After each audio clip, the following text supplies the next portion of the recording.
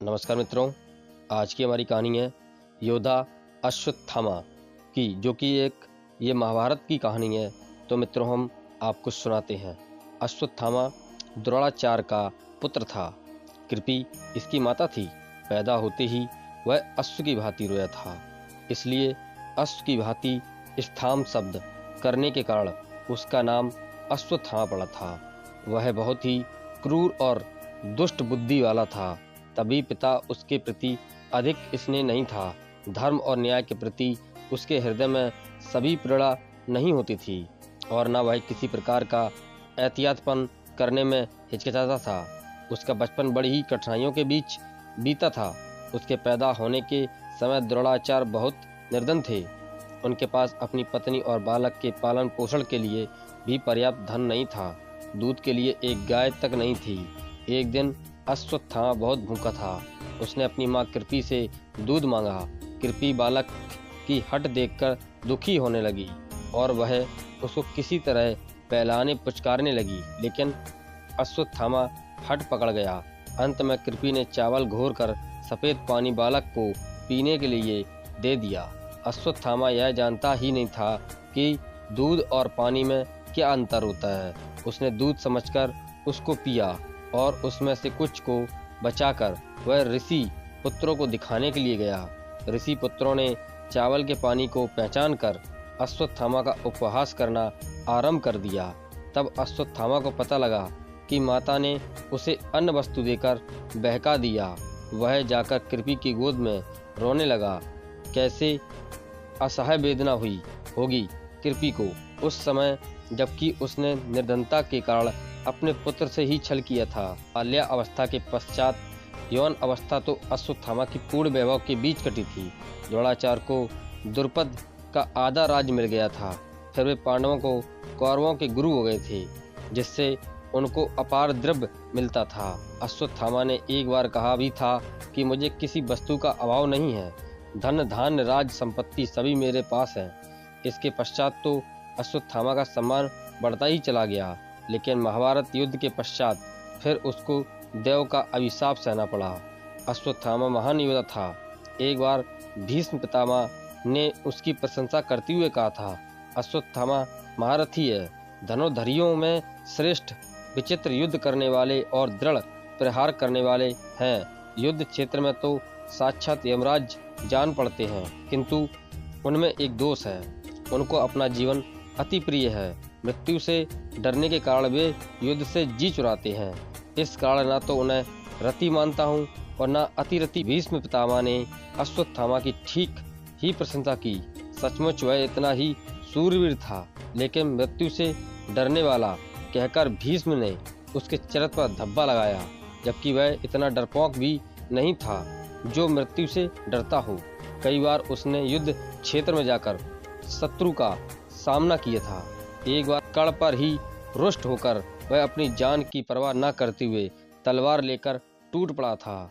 एक समय की बात है, कौरवों ने विराट की नगरी पर आक्रमण करने का विचार किया। उस समय बहुत से अपशगुन होने लगे, जिन्हें देखकर द्रोणाचार्य ने कहा, इस समय हमें युद्ध करने के लिए नहीं जाना चाहिए, क्योंकि लगता है हम अर्जुन को पराजित नहीं कर पाएंगे। अर्जुन की यह प्रशंसा द्रोणाचार्य के मुंह से सुनकर कर्ण के हृदय में आग सी लग गई। जब उससे यह नहीं सहा गया तो उसने द्रोणाचार्य से कटु बातें कहना आरंभ किया, और साथ में वह अपनी वीरता का दंभ भी भरने लगा। इस समय अश्वत्थामा ने बिगड़कर सभी कौरवों तथा कर्ण से कहा, निर्दय दुर्योधन के सिवा कौन क्षत्रिय कपट के जुए से राज्य पाकर संतुष्ट हो सकता है। बहेलिये की तरह धोखेबाजी से धन वैभव प्राप्त करके कौन अपनी बड़ाई चाहेगा। क्या तुमने जिन पांडवों का सर्वस्व छीन लिया, उनको कभी आमने सामने युद्ध में हराया भी है? किस युद्ध में पांडवों को परास्त करके तुम द्रौपदी को सभा में घसीट लाए थे? कर्ण, तुम आज अपनी वीरता का दम भरते हो। मैं कहता हूँ, अर्जुन बल और पराक्रम में तुमसे कहीं अधिक श्रेष्ठ है। इसके पश्चात फिर वह दुर्योधन की ओर मुड़कर कहने लगा, तुमने जिस प्रकार जुआ खेला, जिस प्रकार द्रौपदी को सभा में घसीट कर लाए और जिस प्रकार इंद्रप्रस्थ का राज तुमने हड़प लिया, उसी प्रकार अब अर्जुन का सामना करो। क्षत्रिय धर्म में निपुण चतुर जुआरी तुम्हारा मामा भी आकर अपना पराक्रम दिखाए। कोई भी तुम में से जाकर उस पराक्रमी अर्जुन से मुकाबला करे, मैं उससे युद्ध नहीं करूंगा। हाँ, विराट अगर युद्ध स्थल में आए तो उसका सामना मैं अवश्य करूंगा। अश्वत्थामा की बातें सुनकर सभी लोग चुप हो गए। ऐसा साहसी और निर्भीक था अश्वत्थामा। भीष्म के अंतिम शब्द उसके चरित्र पर ठीक नहीं उतरते। पता नहीं किस अवसर पर भीष्म ने इस प्रकार का निर्णय किया था। एक बार फिर अश्वत्थामा की कर्ण से कहा सुनी हो गई। जब द्रोणाचार्य कौरवों की सेना के सेनापति थे, तब पांडवों की सेना का वेग देखकर दुर्योधन ने कर्ण से कहा था, वीरवर कर्ण, तुम मेरे मित्र हो। देखो कौरव सेना का किस बुरी तरह से पांडव संहार कर रहे हैं। यही मित्रता का परिचय देने का उचित अवसर है। कुछ करके दिखाओ। दुर्योधन की बातें सुनकर कर्ण अपने पराक्रम की डींग हाँकने लगा। वह कहने लगा, अर्जुन मेरे सामने आकर क्या युद्ध करेगा? उसको तो मैं क्षण भर में परास्त कर सकता हूँ। उसमें क्या सामर्थ्य है कि मेरे तीक्ष्ण बाणों का सामना कर पाए? मैं उसको युद्ध स्थल में धराशायी करके अपनी सच्ची मित्रता का परिचय दूंगा। कृपाचार्य कर्ण की ये बातें सुन रहे थे। उन्हें बहुत बुरा लग रहा था। उन्होंने इस दंभ के लिए कर्ण को फटकारा भी। उन्होंने कर्ण को बुरा भला भी कहा। यहाँ तक कि उन्होंने कह डाला कि अगर अब की बार जीप चलाई तो इसी तलवार से काट दूंगा।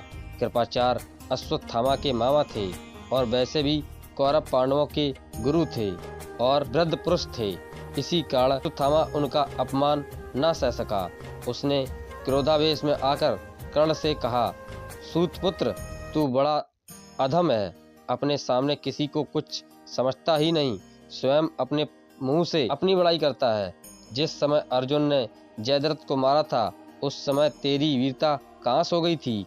अगर सच्चा सूरवीर था तो उस समय आकर पराक्रमी अर्जुन का सामना करता और उसको धराशायी करके जयद्रथ के प्राण बचाता। ये कटु वचन सुनकर कर्ण को गुस्सा आ गया। वह उठ खड़ा हुआ। इधर अश्वत्थामा भी तलवार खींचकर उस पर झपट पड़ा।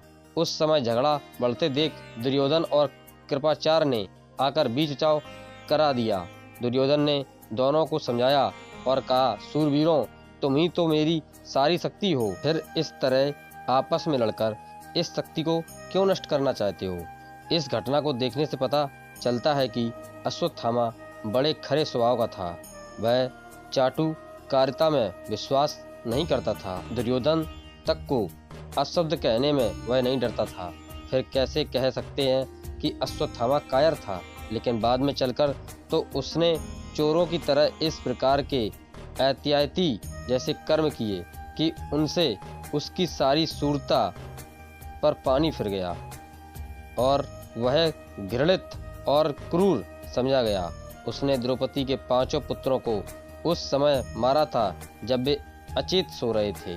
लेकिन क्यों वह इतना क्रूर और बर्बर बिचास जैसा हो गया? इसके पीछे कारण इसके पिता की हत्या भी अन्यायपूर्वक की गई थी।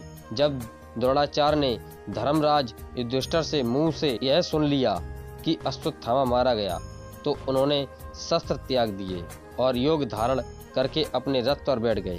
तभी धृष्टद्युम्न ने आकर उसका सिर काट डाला।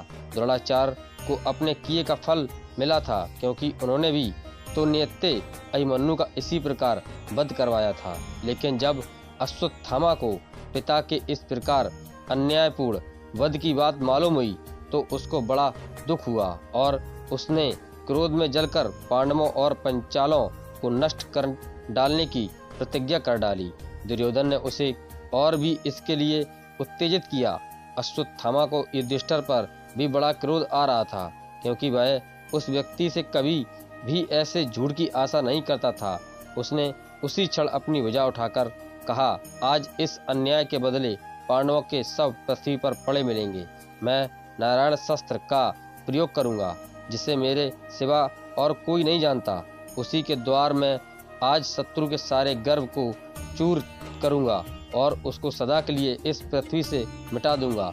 दूसरे दिन अश्वत्थामा ने उसी नारायण शस्त्र का प्रयोग कर दिया। पांडवों की सेना में उसके कारण हाहाकार मच उठा।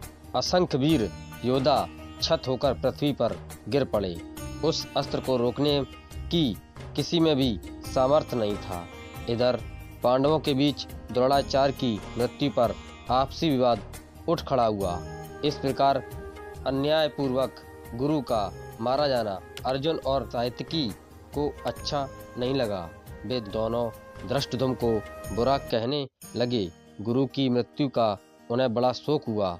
यहाँ तक कि सात्यकी तो गदा तानकर धृष्टद्युम्न को मारने के लिए आगे बढ़ आया। उस समय श्री कृष्ण का संकेत पाकर भीमसेन ने जाकर उसे किसी तरह रोका, क्योंकि इधर तो अश्वत्थामा पांडव सेना का संहार करता हुआ आ रहा था और उधर आपस का झगड़ा बढ़ता जा रहा था। इस सबसे सर्वनाश की आशंका थी। गुरु की हत्या के लिए किसी ने तो स्वयं युधिष्ठिर तक को दोषी ठहराया। तब धर्मराज ने आवेश में आकर धृष्टद्युम्न से कहा, तुम पांडवों की सेना लेकर भाग जाओ, वृषली, अंधक आदि वंशों के यादवों के साथ सात्यकी चले जाएं। श्री कृष्ण अपनी रक्षा आप कर लेंगे, अन्यथा सैनिक युद्ध बंद कर दें। मैं भाइयों के साथ जलती आग में भस्म हो जाऊंगा। मैंने झूठ बोलकर आचार्य का वध करवाया है, इसी कारण तो अर्जुन मुझ पर रुष्ट है। इससे तो मैं अपनी जान देकर अर्जुन को सुखी करना चाहूंगा। भला आचार्य ने हमारे साथ क्या कम बुरा सलूक किया है? महारथियों ने अकेले अभिमन्यु को निहत्था करके आचार्य के सामने ही मार डाला था। द्रौपदी की दुर्गति भी इन्हीं के सामने हुई थी। दुर्योधन के थक जाने पर आचार्य ने ही उसे आवेद कवच बांधकर हम लोगों पर आक्रमण करने भेजा था। जयद्रथ की रक्षा करने में उन्होंने क्या कुछ नहीं उठा रखा था। मेरी विजय के लिए प्रत्ययन करने वाले सत्यजित आदि पंचालों और उनके भाई बंधुओं के प्राण आचार्य ने ही ब्रह्मास्त्र चलाकर लिए थे। कौरवों ने जब हमें अधर्म पूर्वक बाहर निकाल किया था, तब भी आचार्य ने हमें सामना करने से रोका था। भला आचार्य ने हमारा कौन सा उपकार किया? युधिष्ठिर के आवेश को देखकर सभी योद्धा एक साथ थम से गए। ठीक ही कहा था धर्मराज ने, क्योंकि द्रोणाचार्य यद्यपि थे तो गुरु, लेकिन कुटिलता और क्रूरता इनमें भी थी, पक्षपात भी इनके अंदर था। युधिष्ठिर के आवेश में समय बीतता रहा और अश्वत्थामा द्वारा छोड़ा हुआ नारायण शस्त्र और भी अधिक प्रचंड होता गया। तब श्री कृष्ण ने सभी सैनिकों को युद्ध करने से रोककर कहा, वीरों, यह नारायण शस्त्र अति प्रचंड है, इसका सामना कोई नहीं कर पाएगा। अतः तुम सभी शस्त्र रखकर अपने वाहनों से उतर पड़ो। पृथ्वी पर लेट जाने से तुम इस प्रचंड अस्त्र की मार से अपने आप को बचा सकोगे। यदि कोई वीरता का दम भरकर इस अस्त्र का सामना करने का प्रत्ययन करेगा तो यह और भी अधिक प्रबल हो जाएगा। श्री कृष्ण की बात मानकर सभी योद्धा अपने अपने वाहनों से उतरकर पृथ्वी पर लेट गए, लेकिन भीमसेन के मस्तक में श्री कृष्ण की बात नहीं बैठी। वह फिर भी अपनी वीरता बखानता हुआ बोला, मैं बाण चलाकर गदा मारकर इस अस्त्र को विफल कर दूंगा। भयभीत होने की कोई आवश्यकता नहीं है, आज मैं अपना पराक्रम दिखाऊंगा। उसने अर्जुन से भी गांडीव उठाने के लिए कहा, लेकिन अर्जुन ने कह दिया कि वह गौ, ब्राह्मण और नारायण शस्त्र के विरुद्ध गांडीव का कभी प्रयोग नहीं करेगा।